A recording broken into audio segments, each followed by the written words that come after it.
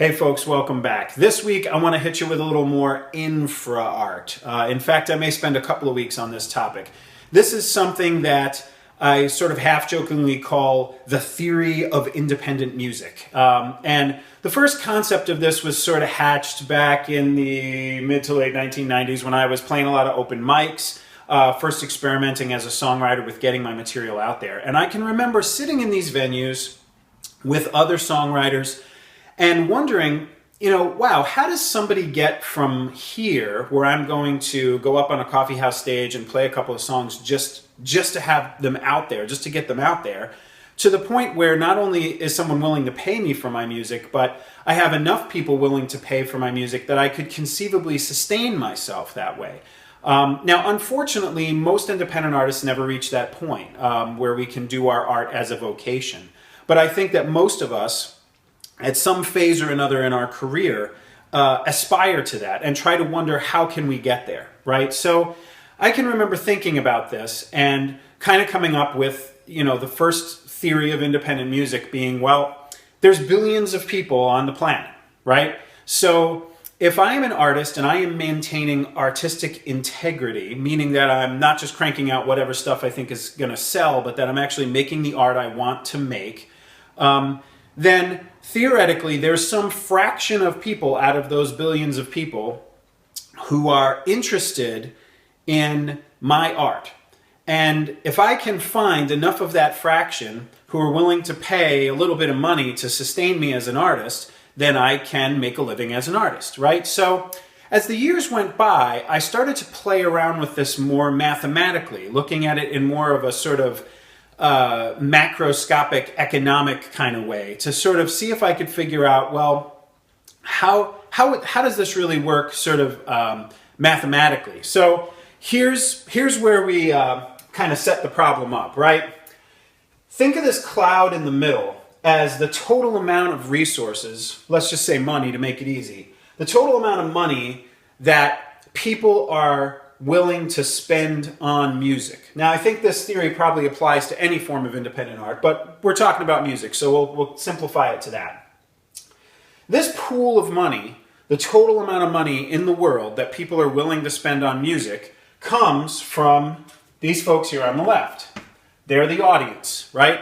They're folks who are willing to pay for recordings, they're willing to buy concert tickets, they're willing to support people on sites like Patreon or Kickstarter. They're willing to spend some money to have some cool art in their world.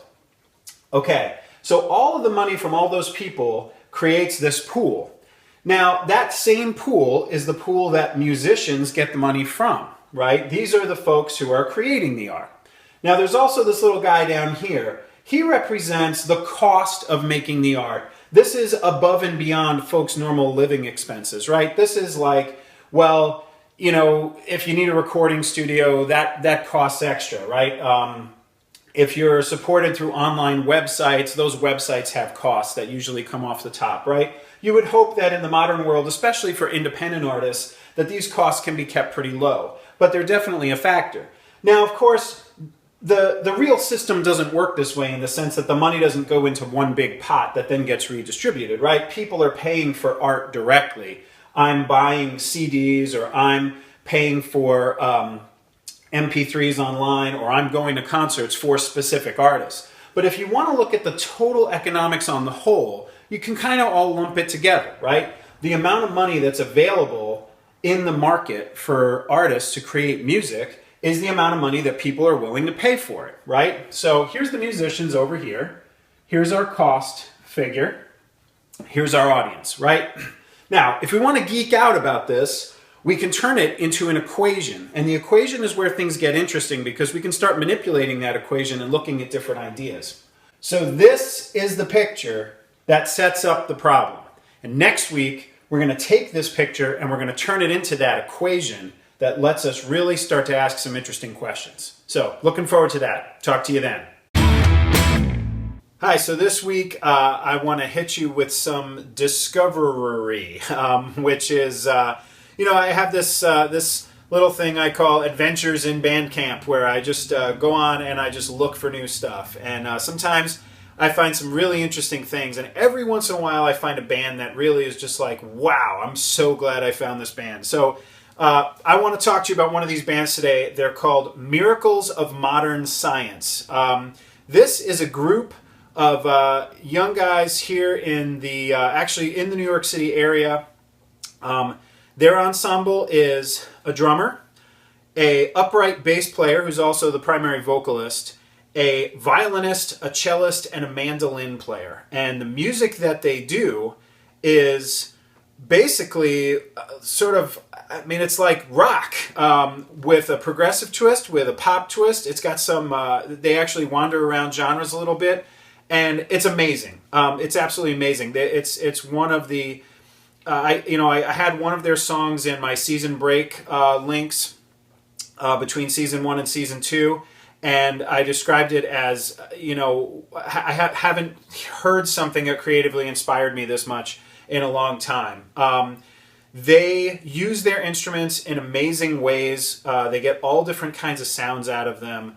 But they don't treat them so much that you lose the character of the instrument. You can listen to what you're hearing and almost always say, oh, that's the violin, that's the cello, that's the mandolin. And then, of course, the next thought is, holy cow, listen to what he's doing with that violin. Oh my gosh, isn't that brilliant, the part that they wrote for the mandolin. And the way that they balance the instruments, the way that they write parts for them, to get them to all work together, to fill gaps, all kinds of interesting stuff going on in the background. It's one of these bands where if you just like pop music, you can listen to them and really enjoy it. And if you're one of these people who really loves to listen to every single layer of what's going on like I do, and hear all these little ostinatos and all these little melodies and all these little things that are going on in the background, it's fantastic for that as well. I can't say enough about these guys, certainly not in a very short music link video.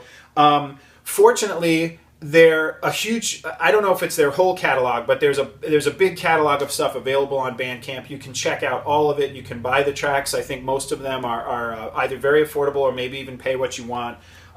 If you want a sort of Joe Mancuso's greatest hits selection of tracks to check out, from their most recent recording, Mean Dreams, track 2, Party Animal, is... Again, they're very diverse. It's almost like a Squirrel Nut Zippers, kind of like upbeat, fun, slightly antiquated kind of sound. There's a track called Bad Body, which I think is just brilliant. Also, it's a little bit funny, but also just musically amazing.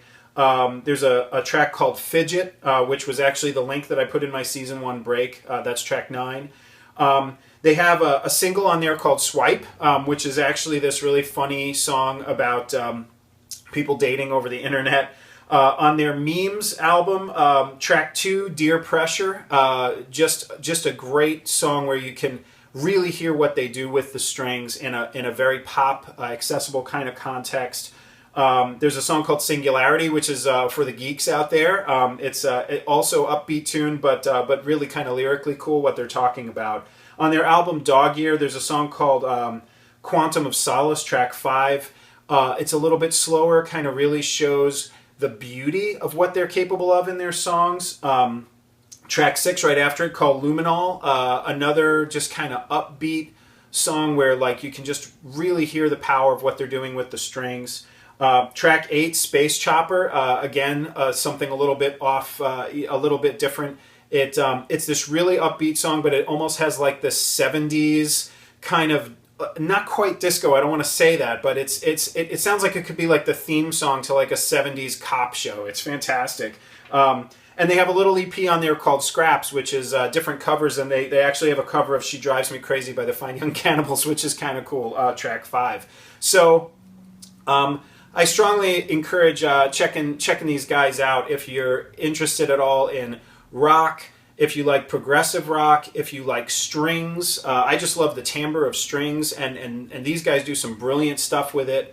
If you like just kind of fun, accessible pop music, if you just like stuff that's different, I mean, anybody who's into any of those things, I think it's worth checking these guys out. Miracles of Modern Science, and I will put a Bandcamp link in the description underneath. So again, very inspiring and really a reminder of how much fun and how different music can be.